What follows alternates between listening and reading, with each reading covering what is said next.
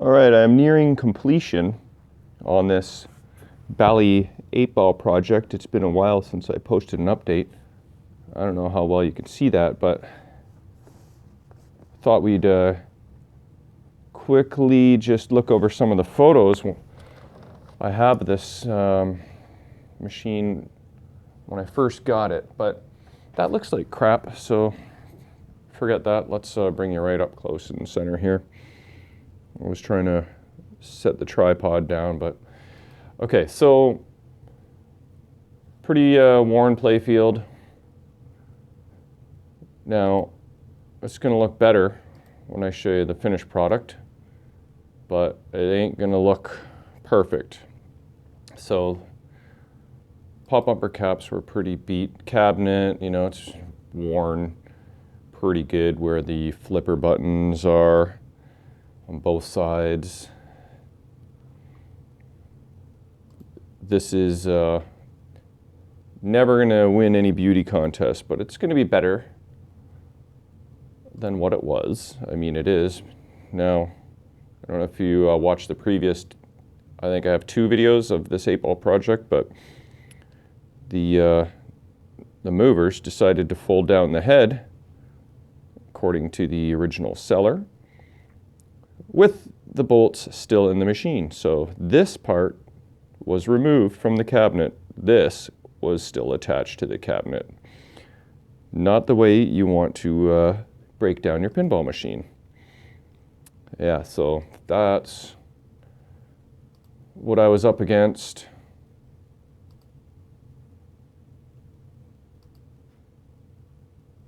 That's the ground strap broken at both ends or disconnected. Pretty crusty. Back glass. I did not replace the back glass. But I did sort of kind of try and repair that corner. I'll show you that. The previous owner repaired it with Toronto Maple Leaf duct tape, so kudos for that, but not the route I would have taken per se. And that's about it. So here is the essentially finished product. Again, this is not going to win any contests. Oh, let's not show my disaster of a house so much. Oh, I guess it's too late. But so this is the final product. I am basically done. Hey, I didn't put the lock bar on. I was going to do that, but no point now. So cosmetically, I did touch up the corners. I do have a new lock on there. I rebuilt that shooter rod because it was weak and dirty and nasty, so got a better spring in there. And you can see this is in better shape. I just touched that up and then cleared it. Did a few black touch-ups along the cabinet and head. Nothing too fancy, but you know, if you stand back like right here, looks pretty good. If you get up and really close and personal, not so perfect. But again, 40-year-old player's condition, will be playing perfectly. And same with the other side. Oh, also new flipper buttons. And so that's a nice little touch. They were pretty nasty. I don't have the old ones. I printed off new apron cards. Much better than the old yellowed ones. And then here's the touch-ups on the playfield. It's as good as I could get it because I did not want to risk removing this Mylar and peeling off all the paint like I did with the top section. Hey, I still have that, I think. So that was my original attempt at removing the Mylar. And lots of art came off, but I did touch that up. So you can see my touch-ups look a little better than whoever else's touch-ups here. Wrong color green, very bright white. But yeah, I didn't want to remove all that. So it's tolerable. It's the curb appeal of the game. It's just, you know, the kind of different colors in the green on the playfield between under the Mylar and over the Mylar. It's just, I couldn't get that to come good. So this is as good as it's going to get, but I don't think the last video showed the whole playfield cleaned, all new rubbers, new post caps are always a nice touch. Nice, just clean, finished look. And then I rebuilt every part of the pop bumpers, basically the skirts, the boots, the bodies, and the lamp sockets. And here's a tip. Probably not good to go with the new style sockets because, well, I thought it would be nice because the leads on there are nice and flexible and they're long. So I tried to use these, but I think I'm going to run into a problem once I install the caps. Let's see. The bulb is pretty much, I think, touching the cap. So what I'm going to basically do is I'll just remove these bulbs and put in the flat top LEDs. I'll put in a warm so that it matches the incandescent bulbs of all the other bulbs. Actually, I didn't even turn this thing on. That's better. So I'll put in, like I said, warm, flat top LEDs in the pop bumpers, and then the new caps will fit. I had new caps coming, but something got screwed up with the order basically. So what I'm going to do is pick the best of a few sets of used caps.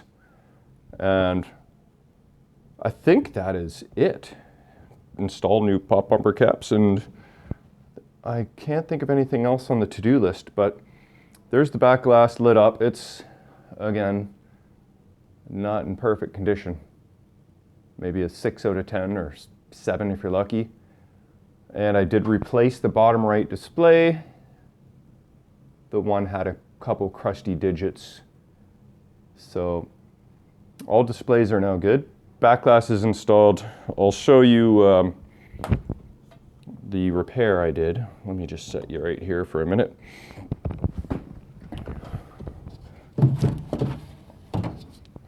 Okay, and I'll show you whatever else is new in the back box here. But so the corner of the back glass was missing a lot of paint. So what I did was touched it up with blue, but it still shone through even though it was a couple thick coats. So I put duct tape on the back, or electrical tape, and actually some packing tape first over the paint to hold the chipped glass. It wasn't chipped, it was a whole piece off. And then this electrical tape right onto the trim here just to hold and secure everything in place. And now you can't really see the light bleed through. So it's better than it was. Not perfect, but what else happened here in the back box? Whoops. Let's see. So original solenoid driver is back in. I actually had an issue where the displays were coming on and off and doing some weird things, and sometimes working good and sometimes not working so good. So I ended up determining and finding out that the new Alltech driver board, actually the high voltage section, was blown. So when troubleshooting this game, having the new solenoid driver in that wasn't actually properly working threw me for a bit of a loop. But I ended up figuring that out. So I've got a new part for the solenoid driver board to replace and fix the high voltage section. So that's on the to-do list now. But the original solenoid driver, I have repinned every connector on it, and I replaced the filter capacitor. Also, I did there's 3 ground modifications on the back of the solenoid driver, which I did. So this has been working good. Voltages test good. All right, and as for the CPU, I got it back from, I sent it out for repair. It is now good. It's got the button battery on there, CR 2025. And this was a super clean board, so had no corrosion whatsoever. That board is now good to go.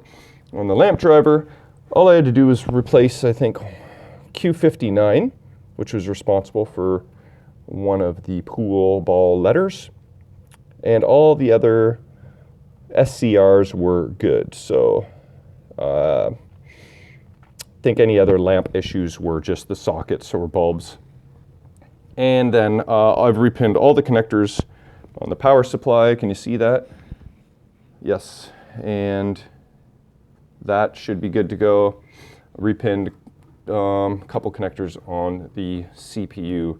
I think this one, and this one. I don't think I did this one. And in the first video, I've got the knocker wired up. Again, I've got my ground strap all happy again.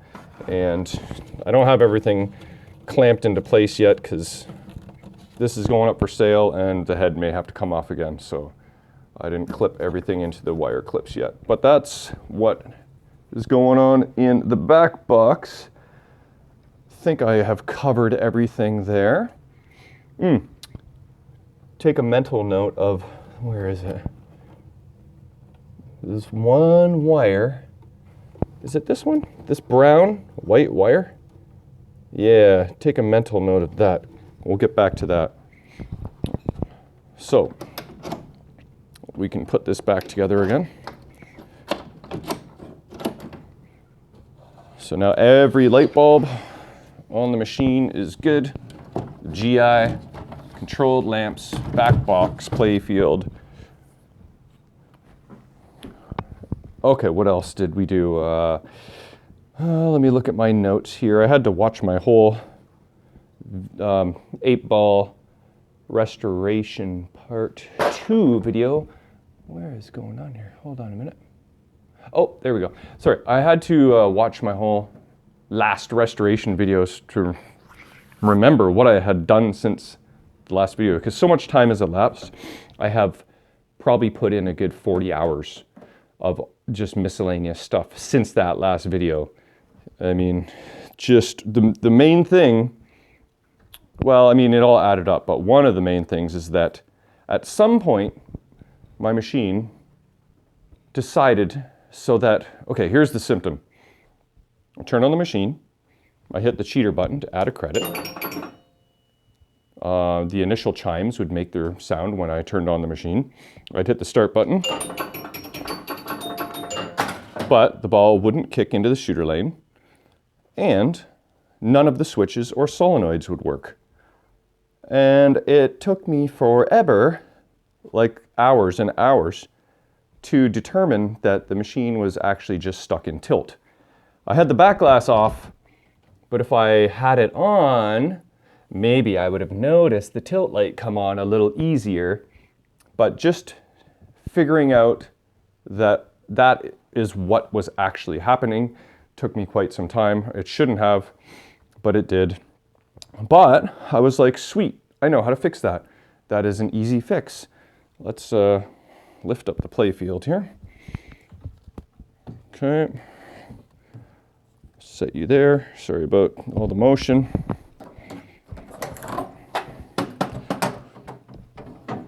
We'll take a look under the hood.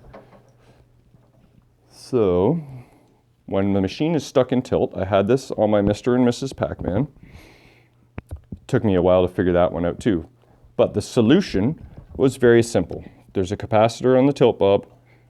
You can see maybe right here, this little beige thing. Well, the original is green and flat. So I replaced this and thought my problem would go away. Guess what? It did not. So it's like, okay, it's stuck in tilt. So there's this tilt switch here. Oh, I'm going to tilt the machine right now. There's this tilt switch right here. There's this tilt bulb right here. There is, oh, there is this tilt switch right here. And, oh, there is also this tilt switch right here. So I tracked them all down, checking the switch matrix and trying to figure out how the whole matrix was operating and what was on what row and what was on what column. And ultimately I just determined that well, I couldn't fix the issue for the longest time. Well, how did the order of operations go? I don't know. I spent so much time on it, then I was like, screw it, I'm calling the guru, Corey Cook, guru. And we talked for like an hour on the phone. I so appreciate his help. He got me to remove that wire out of the connector in the back box, that brown white wire. And that actually, when that wire was disconnected, solved the problem. Let's see if I can, is the switch matrix in here or that's in the schematics? Yeah, I think that's in the schematics on the Internet Pinball database. So I put the machine in switch test and found that switch 7 was the one that was stuck on, which switch 7 is tilt switch. But like, which one of the tilt switches? You know what I mean? Are they all going to register switch 7? Possibly. I didn't actually check that. But so long story short is that after tracing that wiring, it goes from the 210 switch, which is right here. It's a rollover. You can get your number 2 or your number 10, depending on if you're playing stripes or solids. It goes from the back box to the 210. Then it goes to the right pop bumper. And then from the right pop bumper, it went to the playfield tilt switch that was there. So after fudging around forever and disconnecting and reconnecting wires, I determined that, see this right here? This is the brown white wire. I might have pointed to the wrong one in the back because it's brown white. I think I pointed to a white brown. There was 2 wires on here. When I disconnected the other wire, which ran up to that playfield tilt switch, my issue finally went away.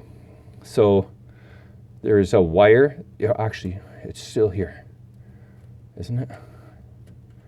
It's just tucked in here. Yeah, see, here's the end of it. That was connected to that.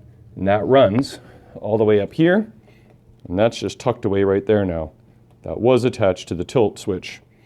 So I removed the tilt switch, cut the wire, because in a home environment, this tilt switch is really not even necessary. If you're shaking your machine left to right that hard, your tilt bob's going to register probably before that one ever does. So I removed that completely from the equation, and finally that solved my problem. Okay, let me put the playfield back down.